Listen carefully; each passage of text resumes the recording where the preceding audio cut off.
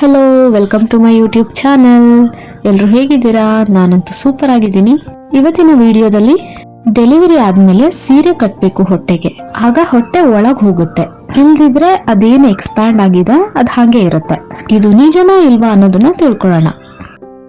ನೋಡಿ, ಈ ಸಂಪ್ರದಾಯದ ಹಿಂದೆನೂ ಒಂದು ಸೈಂಟಿಫಿಕ್ ರೀಸನ್ ಇತ್ತು. ಸೊ ಬೇಸಿಕಲಿ ಇದನ್ನ ಟಮ್ಮಿ ಬೈಂಡಿಂಗ್ ಅಂತ ಹೇಳ್ತೀವಿ ಮೆಡಿಸಿನ್ ಅಲ್ಲಿ. ಟಮ್ಮಿ ಬೈಂಡಿಂಗ್ ಅನ್ನೋದು ನಮ್ಮ ಪೂರ್ವಜರಾಗ್ಲಿ, ಅಜ್ಜಿಯಂದ್ರಾಗ್ಲಿ, ನಮ್ಮ ಮುತ್ತಜ್ಜಿಯಂದ್ರು ಏನಕ್ಕೆ ಶುರು ಮಾಡಿದ್ರು ಅಂದ್ರೆ, ಈ ಪ್ರಸವ ಅನ್ನೋದು ಗಿವಿಂಗ್ ಬರ್ತ್ ಅದು ಆದ್ಮೇಲೆ ಯೂಟ್ರಸ್ ಚಿಕ್ಕದಿರೋದು ದೊಡ್ಡದಾಗುತ್ತೆ. ಬರ್ತ್ ಆದ್ಮೇಲೆ ಅದು ಶ್ರಿಂಕ್ ಆಗಿ, ಕಾಂಟ್ರಾಕ್ಟ್ ಆಗಿ ಅದು ಒರಿಜಿನಲ್ ಸೈಜ್ಗೆ ಹೋಗ್ಬೇಕು ಅಲ್ವಾ. ಆ ಸೈಜ್ಗೆ ಹೋಗ್ಲಿಕ್ಕೆ ಹೆಲ್ಪ್ ಆಗ್ಲಿ ಅನ್ನೋದಕ್ಕೆ ಈ ಟಮ್ಮಿ ಫೈಂಡಿಂಗ್ ಮತ್ತೆ ಸೀರೆ ಕಟ್ಟೋದು ಶುರುವಾಗಿದ್ದು.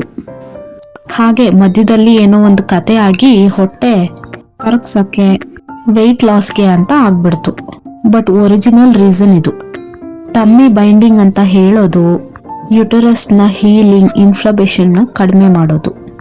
ತಾಯಿ ಓಡಾಡ್ಬೇಕಾದ್ರೆ ಅವಳಿಗೆ ಒಂದು ಸಪೋರ್ಟ್ ಇರ್ಲಿ ಅನ್ನೋ ರೀಸನ್ಗೆ ಈ ಟಮ್ಮಿ ಬೈಂಡಿಂಗ್ ಶುರುವಾಗಿದ್ದು.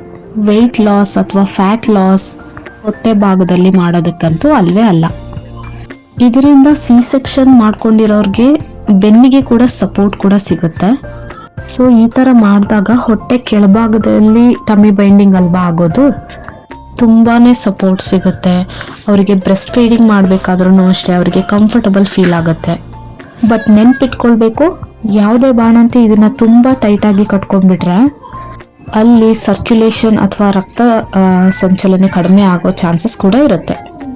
ಅದರಿಂದ ತುಂಬಾನೇ ಕಾಂಪ್ಲಿಕೇಶನ್ ಕೂಡ ಆಗ್ಬೋದು. ಸೊ ಯಾರು ಇದನ್ನ ಟಮ್ಮಿ ಬೈಂಡಿಂಗ್ ಮಾಡಿಸ್ಕೋತಾರೆ ಅದು ಕಂಫರ್ಟಬಲ್ ಆಗಿ ಇರಬೇಕು.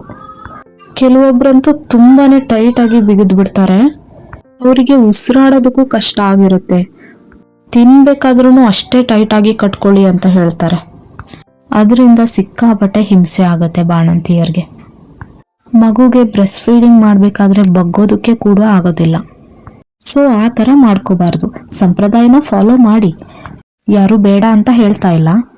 ಬಟ್ ನೀವು ಯಾರಿಗೆ ಮಾಡ್ತಾ ಇದ್ದೀರಾ ಅವರಿಗೆ ಕಂಫರ್ಟಬಲ್ ಆಗಿ ಇರಬೇಕು. ಅವರಿಗೆ ಅದು ಚೆನ್ನಾಗಿ ಅನ್ಸಿದ್ರೆ ಮಾತ್ರ ಅದು ಆ ಸಂಪ್ರದಾಯಕ್ಕೆ ಒಂದು ಅರ್ಥ ಇರುತ್ತೆ. ಸೊ ಈ ಹೊಟ್ಟೆ ಕಟ್ಕೊಳ್ಳೋದನ್ನ ಮಿತವಾಗಿ ಕಟ್ಕೊಳ್ಳಿ ಅಂತ ಹೇಳ್ತಾ ಇರೋದು ಅಷ್ಟೆ. ಯಾವುದೋ ಒಂದು ಸಂಪ್ರದಾಯ ಶುರು ಆಗಿದೆ ಅಂದ್ರೆ ಅದ್ರ ಹಿಂದೆ ಒಳ್ಳೆ ಕಾರಣ ಇರುತ್ತೆ. ಮಧ್ಯದಲ್ಲಿ ಈ ಸೆಂಚುರಿಗಳ ಡಿಫ್ರೆನ್ಸ್ ಲ್ಯಾಗ್ ಇಂದ ಪ್ರಾಬಬ್ಲಿ ಆ ಕಥೆಗಳೆಲ್ಲ ಹುಟ್ಟಿ ಅದು ಹಾಗೇನೆ ಬೆಳ್ಕೊ ಬಂದ್ಬಿಟ್ಟಿದೆ. ಅದನ್ನ ಮಾಡಿಫೈ ಮಾಡಿಬಿಟ್ಟು ಟಾರ್ಚರಸ್ ಆಗಿ ಮಾಡಿಬಿಟ್ಟಿದ್ದಾರೆ. ಸೊ ಇದಾಗಿತ್ತು ಇವತ್ತಿನ ವಿಡಿಯೋ. ಈ ವಿಡಿಯೋ ನಿಮಗೆ ಇಷ್ಟ ಆದರೆ ಪ್ಲೀಸ್ ಲೈಕ್, ಶೇರ್, ಕಮೆಂಟ್ ಮಾಡಿ. ಆ್ಯಂಡ್ ಇನ್ನೂ ಯಾರೆಲ್ಲ ನನ್ನ ಚಾನಲ್ಗೆ ಸಬ್ಸ್ಕ್ರೈಬ್ ಮಾಡಿಲ್ಲ ಪ್ಲೀಸ್ ಸಬ್ಸ್ಕ್ರೈಬ್ ಮಾಡಿ. Thank you.